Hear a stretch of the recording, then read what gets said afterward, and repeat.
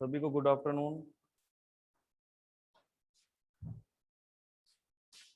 मजे करो सब।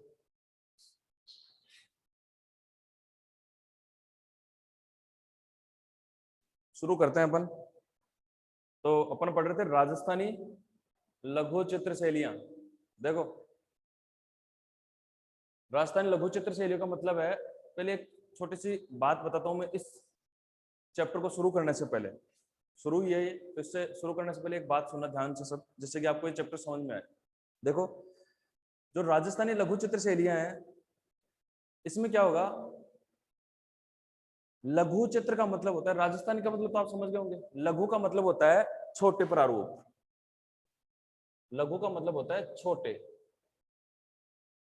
ऐसे चित्र जो एक सीमित सीट में लगभग छोटे छोटे प्रारूप में चित्र बनाए जाएं। एक सीमित सीट, हाफ इंपीरियल सीट, कहने का मतलब जैसे आपने 11th में काम लिए सीट, उतनी सी सीट है एक, और उसी सीट पे इन्होंने सैकड़ों आकृतियां बना दी।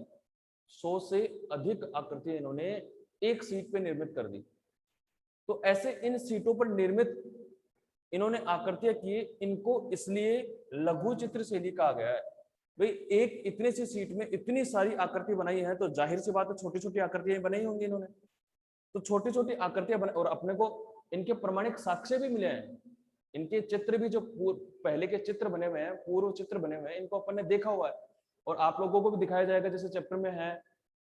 और इनका जो चित्र देखे, मैंने इनके चित्र देखे, तो वास्तव में ऐसे जिनको पांडुलिपि भी कहा जाता है, पांडुलिपि मतलब छोटे छोटे शब्दों में, छोटे छोटे शब्दों में चित्र का निर्माण किया जाता है, छोटे छोटे अक्षरों में लिखावट की जाती है। कईयों में क्या किया जाता है, जैसे एक बॉर्डर बनाया और उस बॉर्डर में कुछ लिखा जाता था, ठीक है, तो वो पांडुलिपि में होता था। ऐसे ये लघु चित्रों का निर्माण होता था। कहने का मतलब जो छोटे चित्र थे उन्हीं को लघु चित्र कहा जाता था। देखो, जो लघु चित्र शैली है, ये शैली ऐसा नहीं है कि ये राजस्थान में ही समाहित है या राजस्थान में ही है। लघु चित्र शैली, लघु चित्र जो शैली है, ये शैली मुगल शैली,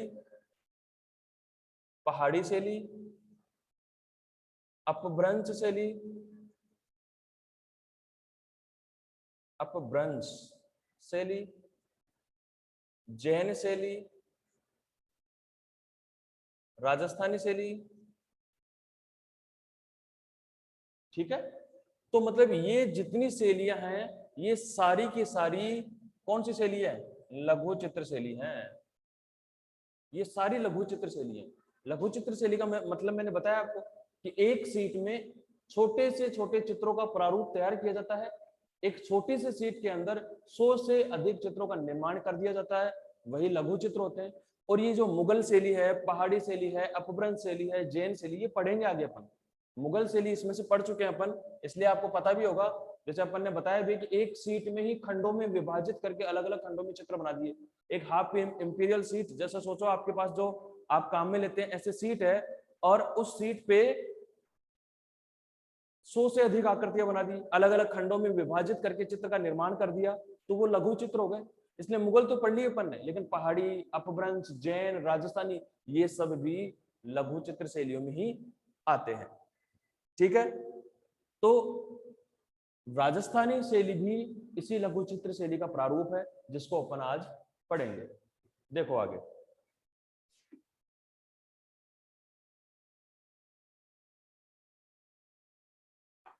बात करते हैं अपन राजस्थानी शैली।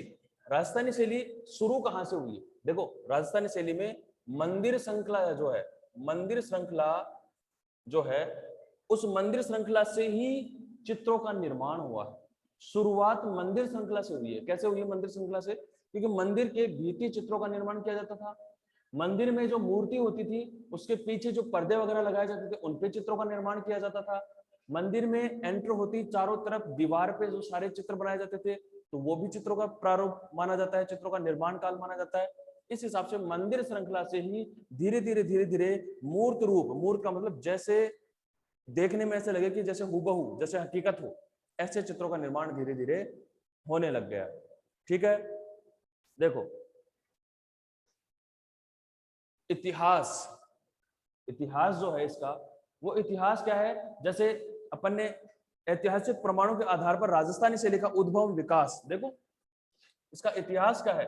इतिहास कहता है कि 17वीं से 19वीं सदी के मध्य, 17वीं से 19वीं सदी के मध्य चित्रकला चरम पे थी।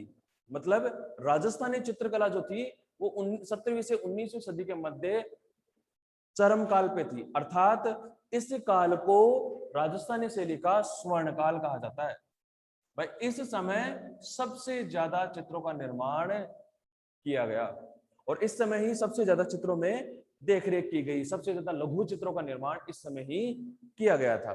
देखो आगे, लघु चित्र परंपरा को सर्वप्रथम कला मर्मज्ञ, देखो एक बार राजस्थानी शैली का प्रारूप अपन समझ गए, भाई हाँ लघु चित्र होते हैं, लेकिन ये पनपी कैसे, शुरुआत कैसे हुई, तो अपन इसको लाइन टू लाइन पढ़ते हैं कि कैसे इसकी शुरुआत हुई, कैसे इसमें क्या हुआ। तो 17वीं 18वीं शताब्दी में, 17वीं 19वीं शताब्दी में इसको स्वर्णकाल माना जाता है, ये चरम पे थी। इसके बाद एक दार्शनिक थे, एक वैचारिक थे, इतिहासकार थे, जिनका नाम था आनंद कुमार स्वामी, आनंद केटिस कुमार स्वामी। इनका अपने ड्राइंग में 1/2 नंबर का, 1/4 नंबर का क्वेश्चन पूछ लिया जाता है। एक के कुमार स्वामी का पूरा नाम लिखिए, एक के कुमार स्वामी का पूरा नाम लिखिए, तो ये हो जाएगा आनंद केटिस कुमार स्वामी, ये इनका पूरा नाम। ठीक है, इन्होंने क्या किया, एक पुस्तक लिखी जिसका नाम था राजपूत पेंटिंग, राजपूत पेंटिंग पुस्तक लिखी। और ये लिखी कब, 1916 में। कब लिखी, 1916 में। और 1916 में इन्होंने ये पुस्तक लिखी, और पुस्तक में लिखा कि भारतीय चित्रकला, जो भारत की, संपूर्ण भारत की जो चित्रकला है, इसको मात्र 2 भागों में विभाजित किया जा सकता है। और वो 2 भाग हैं कौन सी, इन्होंने कहा कि भारतीय चित्रकला को, भारतीय जो चित्रकला है इसको सिर्फ 2 भागों में विभाजित किया जा सकता है। और वो 2 भाग हैं कौन से, एक है राजपूत शैली और दूसरी है मुगल शैली, दूसरी है मुगल शैली। स्वामी जी ने कहा अपने पुस्तक में राजपूत पेंटिंग में कि सिर्फ भारतीय जो चित्रकला है, पूरे जो विश्व में, पूरे जो भारत में समाहित है, पूरे जो देश में समाहित है, इसमें सिर्फ 2 ही चित्रकला, 2 ही प्रारूप और 2 ही शैलियां ज्यादा विकसित हुई, वो थी राजपूत शैली और मुगल शैली। अब राजपूत शैली क्यों थी और मुगल शैली क्यों थी, इसका एक कारण है। पहले मुगल शैली की बात करते हैं अपन। तो मुगल शैली की बात में यह है कि 1526 में जब बाबर आया था, तब से लेकर लगभग 17वीं शताब्दी तक पूर्णतः मुगलों का ही राज रहा पूरे भारत पर। एक आदि कोई 1-2 रियासत छोड़ दी जाए, जैसे अपना मेवाड़ क्षेत्र है, महाराणा प्रताप कारण वो कभी मुगलों के वश में नहीं आ सका, लेकिन जो 1-2 रियासत है उनको छोड़कर संपूर्ण भारत में लगभग मुगलों का राज रहा, लगभग औसतन। ठीक है, तो उस समय जितनी भी भारत में चित्रकारी हुई वो सारी मुगल शैली से संबंधित ही हुई। ठीक है, मुगल शैली से संबंधित ही रही। अब उन्होंने कहा कि पहली राजपूत शैली है। अब पहली राजपूत क्यों है, क्योंकि मुगल शैली का निर्माण ही राजस्थानी शैली और ईरानी शैली से हुआ था। तो यहाँ पहले से समाहित थी कौन सी, राजपूत शैली, जिसको अपन राजस्थानी शैली कहते हैं।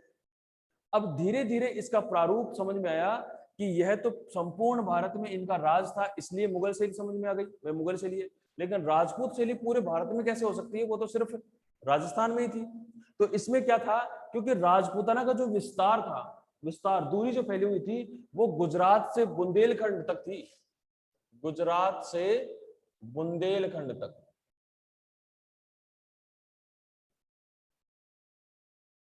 गुजरात से बुंदेलखंड तक इसकी क्या थी, विस्तार था।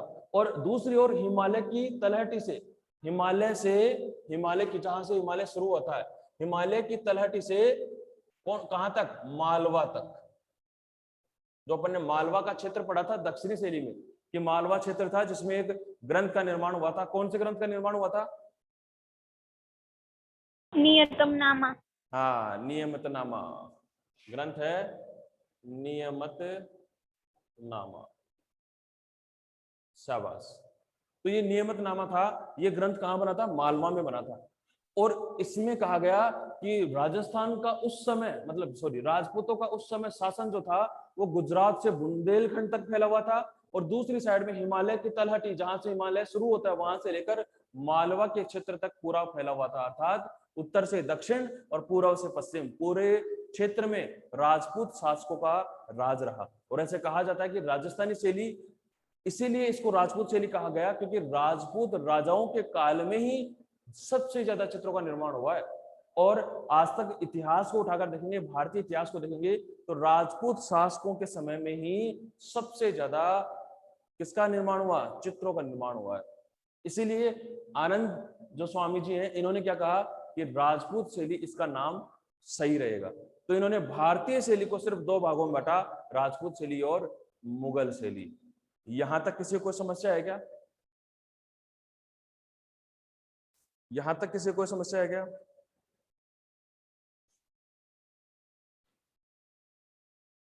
No sir. No sir. देखो, इतिहास के आधार पर जो पौराणिक, देखो इस समय एक और रह गया 1829 में। 1829 में एक पुस्तक का निर्माण किया, किसने? कर्नल टोड ने।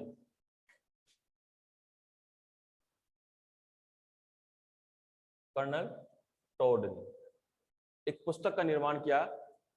उस पुस्तक का नाम था, यहां लिख देता हूं, उस पुस्तक का नाम था, चलो आपको लोग दिख ही रहा, एनल्स एंड एंटीक्यूटीज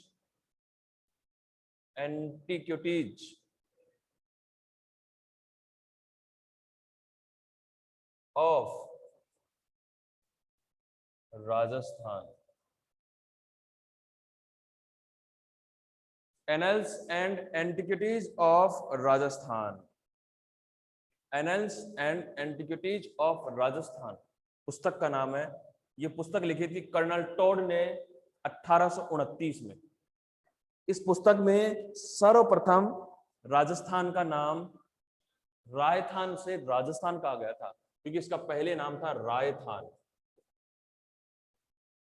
और यहां इसको लिखा गया फिर राजस्थान।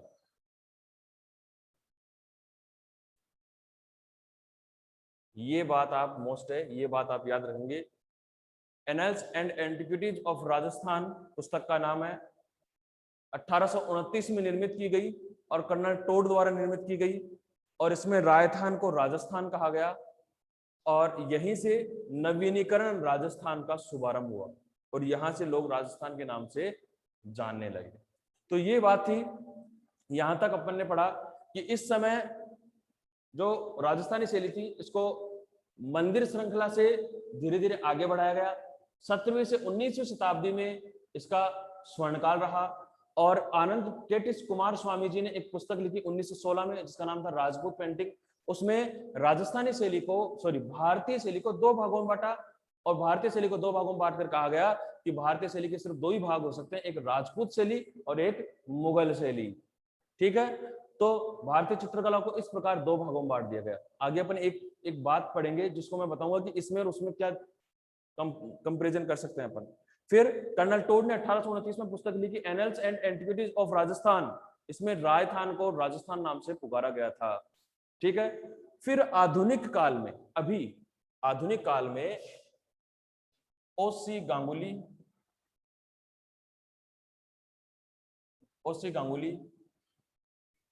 हरमेन weights, PN. चोयल,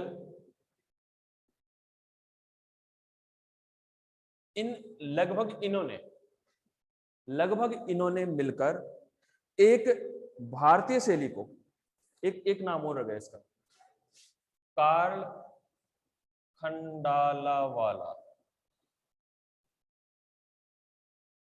इन्होंने मिलकर नवीनीकरण किया किसका? भारतीय चित्रकला का। जो स्वामी जी थे उन्होंने कहा कि भारतीय चित्रकला सिर्फ दो ही भागों में विभाजित हो सकती है, भारतीय चित्रकला दो ही भागों में विभाजित हो सकती है। लेकिन जो ये नवयुवक चित्रकार आए, इन्होंने कहा कि भारतीय चित्रकला दो भागों में विभाजित तो हो सकती है और दो ही भाग हैं इसके, लेकिन ये राजपूत शैली गलत है। उन्होंने कहा कि मुगल शैली तो मान ले कि मुगलों ने राज किया है, और मुगलों ने राज करके क्या किया है कि चित्रकला को प्रोत्साहन दिया है, चित्रकला की नई चित्रशालाएं खुलवाई है और स्थापत्य कला के भी नए नए उदाहरण यहाँ पर प्रस्तुत किए हैं मुगल काल में। तो लेकिन राजपूत काल तो राजपूतों ने तो खुद के घर में ही किया है। कहने का मतलब है कि मुगल शैली तो, मुगल शासक तो दूर से दूसरे देश से यहाँ राज करने के लिए आए थे और यहाँ आने के बाद उन्होंने नवीनीकरण किया। लेकिन इनका तो भारत घर ही था, इनको तो विरासत में सारी संपत्ति मिली थी, ठीक है। तो राजपूत शैली कहना गलत बात होगा। इसको क्यों होगा? क्योंकि राजपूत शैली एकमात्र ऐसा नहीं है कि राजपूत राजाओं ने खुद ने स्वयं मिलकर बनाई हो, नहीं, राजपूत शासकों ने खुद ने मिलकर नहीं बनाई, जबकि मुगल शासकों ने खुद ने भी चित्रकारी की है।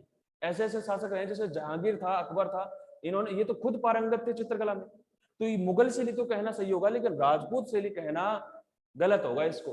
तो क्या इसकी जगह क्या कहें साहब? तो इन्होंने विचार किए, इतिहास खोला, पूरी स्टडी की चित्रकला की, और फिर उन्होंने कहा कि राजपूत शैली के जगह पर इसका फर्स्ट नाम रखा जाए पहाड़ी शैली। कौन सा? पहाड़ी शैली। अब इन्होंने कहा कि पहाड़ी शैली कहना इसको सही रहेगा, क्योंकि पहाड़ी शैली का जो था विकास वो राजा महाराजाओं के काल में पहाड़ों के मध्य ही किया गया, ठीक है। उन्होंने कहा, और अगर फिर इन्होंने कुछ समय बाद उसका और शोध किया, रिसर्च किया, और उनको पता चला कि मुगल शासकों का भी समय कुछ समय के लिए ही रहा था, तो मुगल शैली को भी बदल दिया जाए, क्योंकि मुगल समय तो सिर्फ साल 100 साल 200 साल इतना ही रहा, लेकिन ये भारतीय शैली तो वर्षों से चलती आ रही है, तो इसको गलत रहेगा यह कहना मुगल शैली। तो इन्होंने क्या किया? इन्होंने अलग से दो भागों का निर्माण किया और कहा कि भारतीय शैली को दो भागों में विभाजित किया जाता है, लेकिन वो राजपूत शैली और मुगल शैली नहीं, राजस्थानी शैली और पहाड़ी शैली।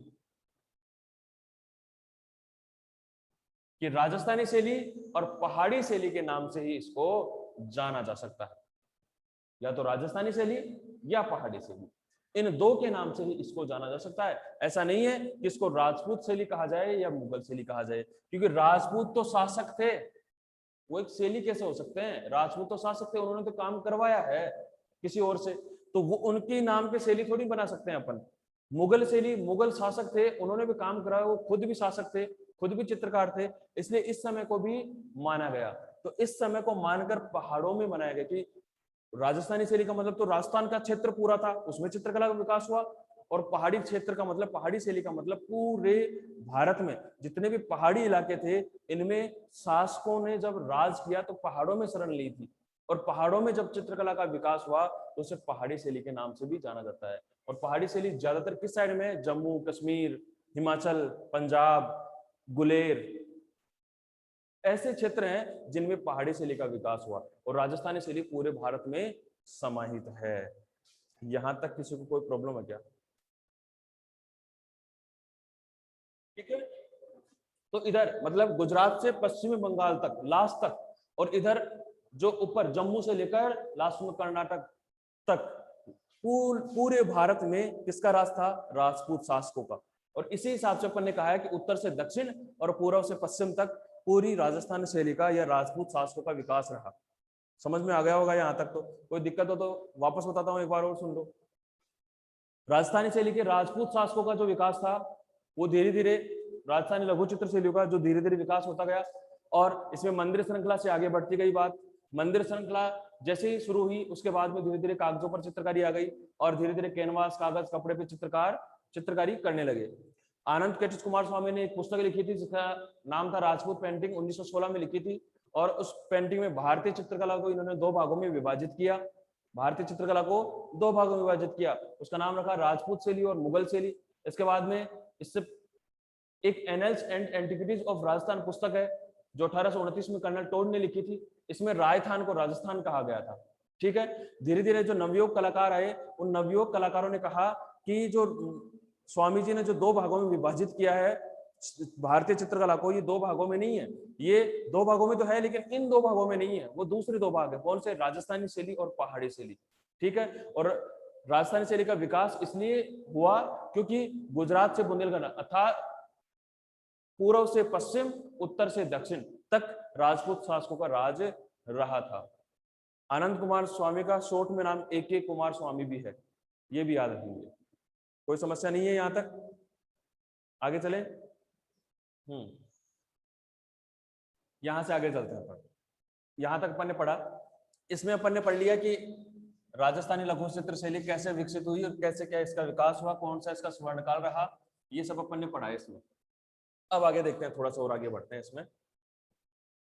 ये अपन कोर्स की बात कर रहे हैं, सब्जेक्ट में चल रहे हैं अपन, बाहर नहीं चल रहे हैं बिल्कुल भी। देखो अब चित्रकला का विकास होता रहा और अपन ने कहा कि 7वीं सदी में भी इसका 17वीं से 19वीं इसका स्वर्णकाल था। लेकिन कुछ पूर्वजों ने कहा कि यह जो शैली है, यह शैली 12वीं सदी में, आवाज आ रही है मेरी क्लियर? आवाज आ रही है? Yes sir. शाबाश। इतिहासकारों ने कहा कि 7वीं सदी और 12वीं सदी में भी राजस्थान के इतिहास में कुछ परिवर्तन हुए थे, और 7वीं और 8वीं सदी में भी भारतीय शैली में कुछ विकास हुए थे, और तभी से चित्रकला का प्रोसेस चालू रहता है, तभी से चित्रकला शुरू हुई। अब ये प्रमाण कैसे मिला अपने को? ये प्रमाण मिला कि एक ग्रंथ है जिसका नाम है श्रावण प्रतिक्रमण चूर्णी। श्रावण प्रतिक्रमण चूर्णी एक ग्रंथ का नाम है, श्रावण प्रतिक्रमण चूर्णी। देखो ये लगभग 1260 ईस्वी में बनाया गया था, 1260 में प्राप्त हुआ था, और प्राप्त हुआ था ये आहड़ उदयपुर से। आहड़ पढ़ा हुआ है अपना, पढ़ा था क्या अपन ने आहड़? कोई बता सकता है आहड़ कहां पढ़ा था अपन ने? एनीवन? आहड़ पढ़ा था अपन ने 11th क्लास में, और 11th क्लास में पढ़ा था क्या कि आहड़ एक सभ्यता है, आहड़ सभ्यता जो उदयपुर में स्थित है, और यहां से कौन सा एक लोहे का बना हुआ एक कुत्ता प्राप्त हुआ है, लोहे का, उसका पीतल का या तांबे का एक कुत्ता प्राप्त हुआ है यहाँ से। ठीक है, ये अपन ने पढ़ा था 11th क्लास में, जब सिंधु घाटी सभ्यता पढ़ रहे थे उस समय। ठीक है, कोई बात नहीं याद, मैंने बता दिया है, लेकिन ये याद रखें आहड़ कहाँ है? आहड़ है उदयपुर में। तो ये आहड़ उदयपुर से एक प्राप्त हुआ ग्रंथ श्रावण प्रतिक्रमण चूर्णी 1260 में प्राप्त हुआ था। इस ग्रंथ में लिखा गया, इस ग्रंथ में जो भी बातें बताई गई वो सारी चित्रित की गई थी, इसमें लिखी हुई बात नहीं है सारी, इसमें चित्रित की हुई बात है, और चित्र के माध्यम से पूरे क्षेत्र को, पूरी बातों को, पूरी कहानियों को बताया। जैसे इसमें एक कहानी थी और कहानी का नाम था चोर पंचाशिका। चोर पंचाशिका मतलब ये कोई कहानी थी एक, उस कहानी को इसमें चित्रित किया गया था और चित्र के माध्यम से सारी कहानी को बताया गया था। तो ये श्रावण प्रतिक्रमण चूर्णी वह ग्रंथ है। इसी के साथ एक ग्रंथ और था जो राजस्थान से ही प्राप्त हुआ है, उसका नाम है सुपासनाहचर्यम। सुपासनाहचर्यम। ठीक है, इस ग्रंथ का निर्माण भी, इस ग्रंथ को भी ये ग्रंथ कहां से प्राप्त हुआ है? राजस्थान से। और राजस्थान में भी कहां से? देलवाड़ा से। देलवाड़ा से प्राप्त हुआ है। राजस्थान में कहां से प्राप्त हुआ है? देलवाड़ा से ये ग्रंथ प्राप्त हुआ है। और कब हुआ था? 1422-23 में। और इसमें भी जितनी भी कहानियां बनाई गई हैं वो सारी चित्रित कहानियां हैं।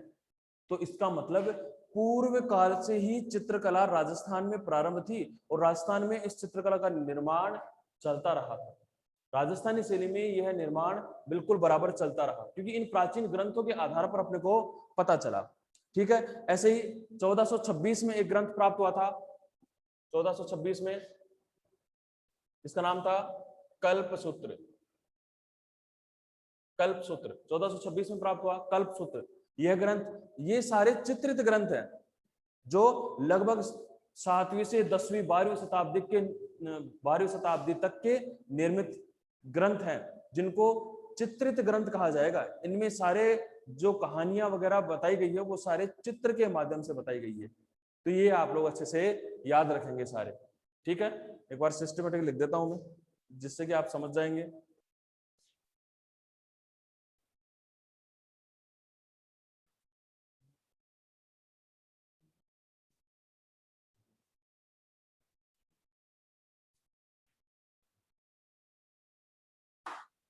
देखो,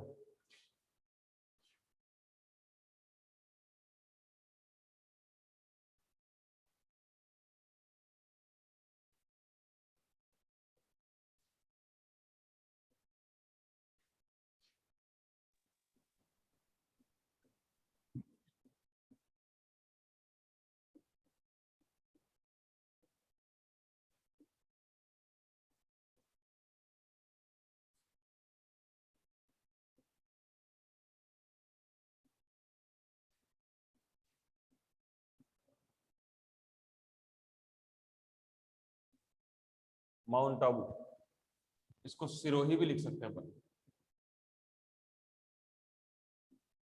ठीक है,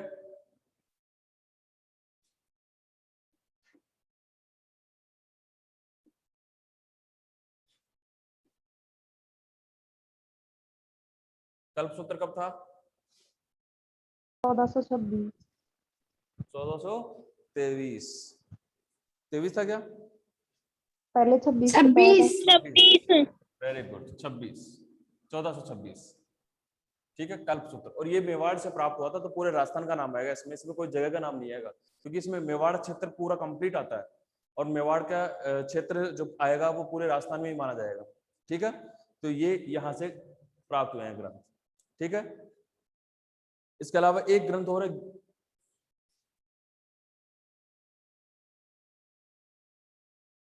बाल गोपाल स्तुति।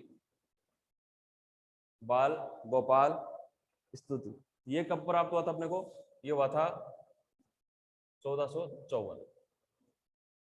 ठीक है, तो ऐसे इन ग्रंथों का और भी 5-7 ग्रंथ है जो अपन नोट्स में देख लेंगे, लेकिन जो मोस्ट थे जिनके बारे में ज्यादातर पूछा जाता है उनके मैंने बता दिया है आपको। ये इनके अलावा और ज्यादा नहीं पूछा जाता है। एक नियमितनामा है, तो नियमितनामा अपन ने पढ़ाई था, लगभग 14वीं शताब्दी में है, उसका 14वीं शताब्दी या 15वीं शताब्दी है। ठीक है, 14वीं 15वीं शताब्दी नियमितनामा अपन ने पढ़ा था दक्षिणी शैली में। नियमितनामा, ठीक है, तो ये ग्रंथ है, ये मुख्य रूप से ग्रंथ हैं जिनके बारे में अपन पढ़ेंगे।